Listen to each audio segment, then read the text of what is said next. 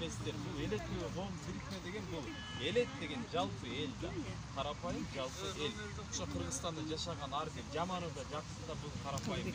Бүгүнкү күндө эмнени айтайын дегем. Айтайын дегеним өткөндөгү 24 августта болуп өткөн биздин митингде элге мындай айтканда кичине таарыныч пайда болуп калды. Анткени биз канча аз болсок ошончо бизди сотрудниктер келип ар кандай сөздөр менен сүйлөп, бизге мындай айтканда начар сөздөр сүйлөдү. Анан биз ошонун баарына туруштук бердик. Ошондо деле азыр деле өкмөткө мына жаңы кирип чыктык. Кирип чыкканда 200 киши экен, бизге кайрылгандар. 200 киши аз деди. Кыргызстанда 600 миңдей, 700 миңдей киши бар экен, кредит барчы. Ошонун 200 кишиси даже 1000 киши кайрылса деле ал 1% дагы жетип жетет экен арак эле. Значит, каралбайт деген маселе да. Ошон үчүн баардык карапайым кыргыз эл чындап кыйналып аткандар, эгер ушул кредит маселеси чечилет десе, баардыгы жапа тырмак уялбастан чыгышыбыз керек.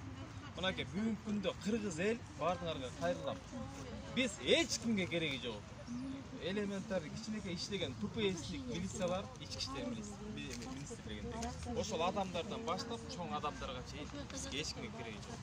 Мына аттуу башты биз баарына кайрылганбыз. Момбеков, Жанар Акаев, Атакан Матыбаров ошолордун баардыгы эч ким биз көтөрүп да койгон жок. Алардын максаты, 4 партиянын максаты бул жөн гана шайлоого өтүш керек болуп атат.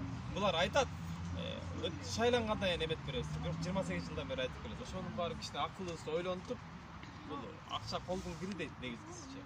Ошо акчага алданбай биргеликте иш алып баралы. Анан күч биримдикте жалал абадтык, Оштук, анан Көлдүктө бөлүнгөн токтош керек. Ошон үчүн деген биз бул элет көйгөй деген эл ар бириңиздер өзүңүздөрдүн райондорго, областарга группаларды ачып айылдарга бизге коомго кошулуп, чогуу биргеликте иш алып баралы. Анан кайрылуу боюнча толук түшүндүрмө бере кетсем, кайрылууда сөзсүз түрдө шапкасын жазасыздар, андан кийинкисин өзүңөрдүн аты жөнүңөрдү, каякта жашайсыңар, телефон номериңерди, андан кийинкисин графиктин копияларын жазасыздар. Ато азыр деген Талас областынан келди, кайрылуу унчалык кайрылуу да.